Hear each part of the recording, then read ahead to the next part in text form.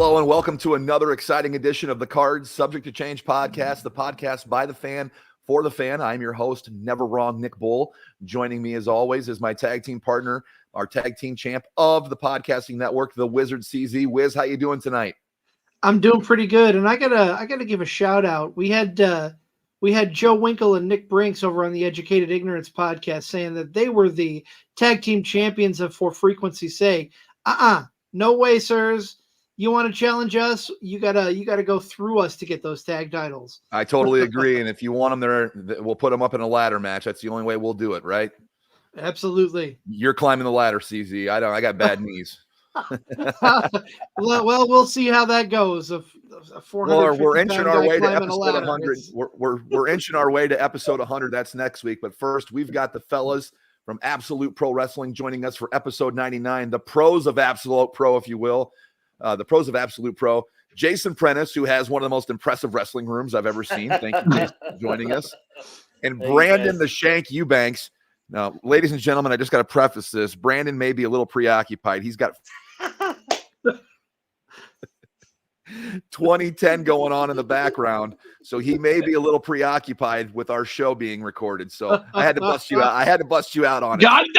I told you to hide that stuff, man. I don't want people to know I watch crap wrestling, and you're out here selling me out 2 minutes into it. Now listen, we all are guilty. We all are. We know what we know is, by the way, Absolute Tag Champ, understand about the tag business, but brother, real quick, he's going to turn on you. I've already seen this done once. He sold me out in 2 minutes. The moment that he gets put on, he wants you to hit the. He said, "You go to the top of the ladder." Oh, wonder why.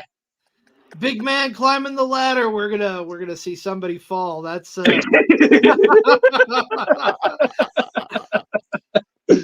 love it. Yes, I am watching the pay-per-view. Oh, Teddy just put the stripes on.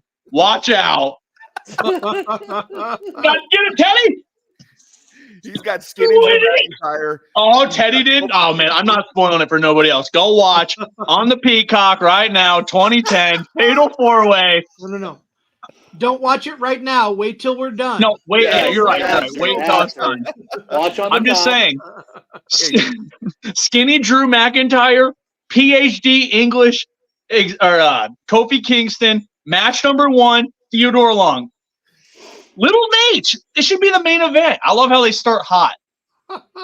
Brandon, you are in the right place if you have an affinity for watching bad wrestling. One of my all-time favorite shows is Super Clash 3, the AWA old show where the main event, one of the main events is like Von Erich and Lawler, and Von Erich is so messed up he blades his bicep as he takes it off. And get a chance to watch it. It's a classic show, and it's one of my favorites. But if you like bad wrestling, you're in the right place. That's why I only watch myself.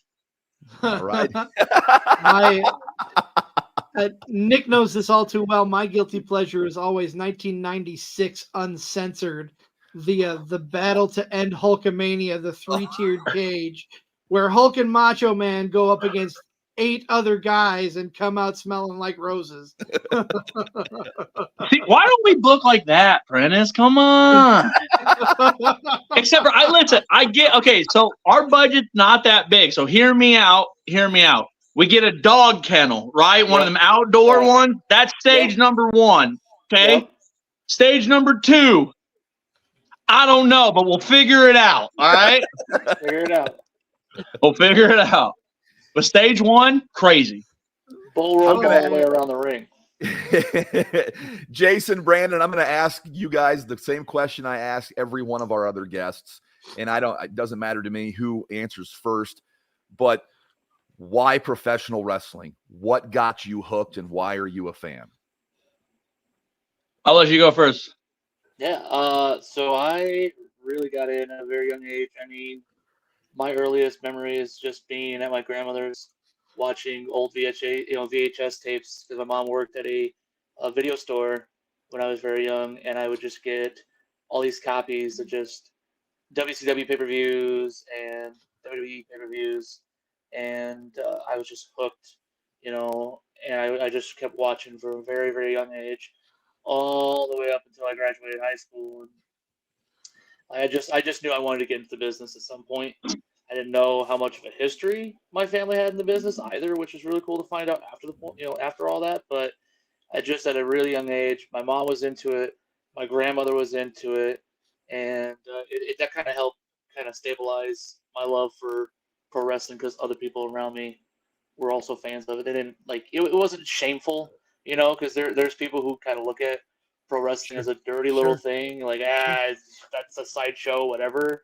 But I had people that I was close to that were like, no, this is really cool. We like it. We enjoy it. We enjoy watching it. And I think that really, like I said, from a young age, helped me kind of carry it through my whole life. Was there a go-to VHS that sticks out in your mind? Was there exactly what I was going to say? What was the one that you would watch over and over again? So on one VHS tape, my mom got this copy of a tape from a friend, and I messed up at my grandma's house. My grandma used to babysit me and my cousins, and on one VHS tape, it was The Breakfast Club, The Legend of Billie Jean, and WrestleMania 10, all on one VHS. Oh, okay. So from the time I go to my grandmother's house to the time my mom's off work, I got my whole day set basically with these three things. These three and I messed up though during Brett and Owen. I accidentally hit record. And so I missed like the first, at least, I'd say 45 minutes of Mania 10 on that VHS. I missed it. It's like local access television. Here's what's coming up in your neck of the woods for 45 minutes. And then we get to Men on the Mission coming out with Oscar doing this. And I'm like, oh my God. So like I actually would make my mom rent WrestleMania 10 just so I could watch it in its entirety as a kid. Because I'm like, I can't watch it now on this VHS. I mean, I can, but I got to fast forward.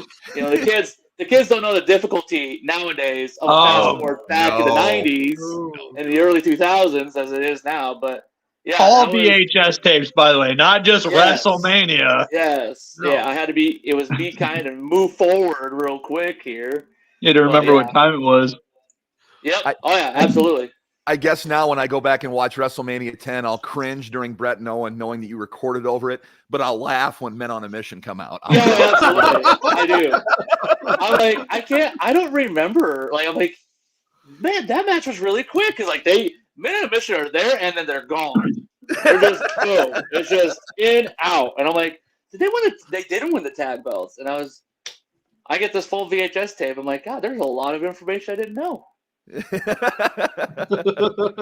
Speaking of information I didn't know, it's 2010 and Gail Kim is signed.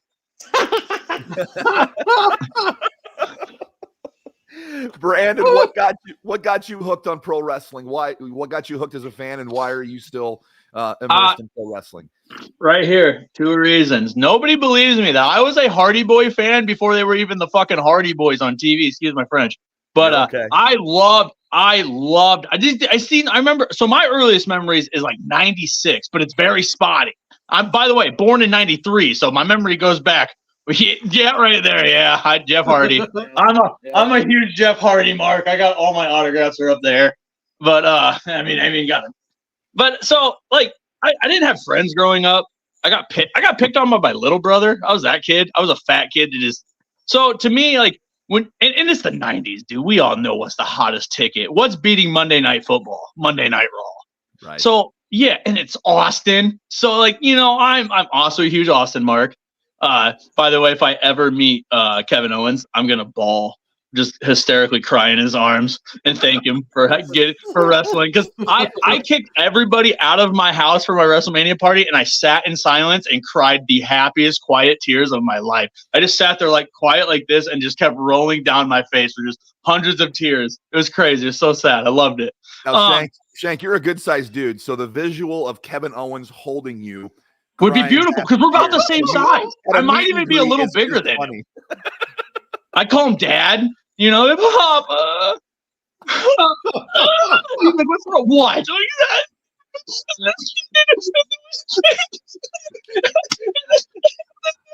And he'd be like, yeah, it was freaking awesome, wasn't it? Like, I'm that dude. I love it so much. But yeah, no. So back to where my ADD left off. So like I love the Hardy Boys, dude. And the thing about like Jeff Hardy specifically was, like I said, I had no friends. And the way I turned out as an adult was clearly not how I wanted to turn out as a kid. As a kid, I was going to be like 145 pounds. I was going to have all my eyebrows pierced, both my lips pierced, all these tattoos, and I turned out white trash as all could be. Yeah, completely opposite. Don't get me wrong, I still listen to emo music. It's my favorite. Like I look way different. But Waylon Jennings is what I look like I listen to when it's really like, I love Taylor Swift too sometimes, not all the time, but sometimes. But so that's like I said, so like kids who didn't have friends in the 90s, that's what it was. And it wasn't nothing when you seen somebody wearing an NWO shirt and you did one of these. It was just a common courtesy to tap "Too Sweet Me Broski" no matter what. So that's kind of like the common ground of wrestling, and then how I got to wrestling is way different than what happened. I started cage fighting at 15. I lied about my age, showed up to a fight and started cage fighting. And so from 15, keep going with this story. Keep going with this story. I like this. Oh God, I still got my championship belt from when I was 17 back in my other room too. It's my baby. But yeah, so I cage fought for a while, and then until about 20, 25, I was kind of spotty. About 23, 24, 25, I kind of got spotty, did the dumb, got into some drugs, kind of got fat. Like I was a 205-pound champ, and I'm on a diet now, and I've lost 25 pounds now. Thanks, Mike Vitti. Yeah, I'm 263 now, and so that lets you know, like at Christmas time, I was 285. So good for just you. Coming down. I fluctuate pretty well, but no. So I was a 205 champ, man, and so and I won my championship at 17. I beat grown men as a teenager, which was kind of crazy and made my head just huge. And so, I rolled with that for a while. Then I got fat because, like I said, I got on drugs. I started, really good drugs too, not just the ones everybody else likes. But so then I get, then I get off that. I get fat, and then I swear I'm sitting in. I remember this yellow chair I had, and I'm scrolling through Facebook, and I just got done crying in my bathroom about how fat, 'cause I'm 325 pounds, and I'm gonna blow my head off at this point. I'm so tired of my life. I'm going to kill myself. So I sat down, and I'm sitting down, and I have money. I'm making a lot of money at this point. I'm scrolling through Facebook, and all I see is this wrestling school, and it said 1 spot left. And I just clicked it. I sent a message. Hey, do you guys got 1 spot? How much is it? You never know. It was $750. I had $800 in my account. I said, dude, when school start? They said Saturday. That was Thursday. I didn't even take they're like, you could come in, take a bump, come check it. Nah, they're like, give me your money, let's go. So I show up, man, and that's it. It's day one. I end up meeting our commentator, Badger Calhoun. God bless that guy. He is the biggest tool. By the way, I wish people could put headphones in and listen to our commentary instead of just listening to the ring bounce around, because you would get way more out of listening to him and Top Shelf Tom talk, man. Those guys are amazing. Love them to death. But yeah, that's pretty much how I got into wrestling, man. That's it. And then I just took a step in, and it gets a little crazier past that, because actually when you step into wrestling, you think it's all peachy cream and hugging and high fives, and when you find out the real harsh truth, man, your first year has got to be the hardest year of your life. More guys quit in their first 3 months than they do ever anything, and just get through that first year has got to be the hardest thing ever. I wasn't getting booked. My partner was getting booked, and I wasn't. I was getting sad and emotional, and I'm like, what am I doing wrong? Because I came from MMA where I was the main event, because I was just it was weird to see a 17-year-old kid beating people up. So I was super popular, super over in wrestling world. I was John Cena over as a kid, and so then I come to wrestling, I don't know, 8 years later, and it's nothing. It's not even like that. It doesn't matter how good you could beat somebody up, dude. Has nothing to do with that. And so it took me a while, man. It took me a while to get my feet going and finally find out where I'm at. Turning face was probably the best thing I ever did. Holy crap. I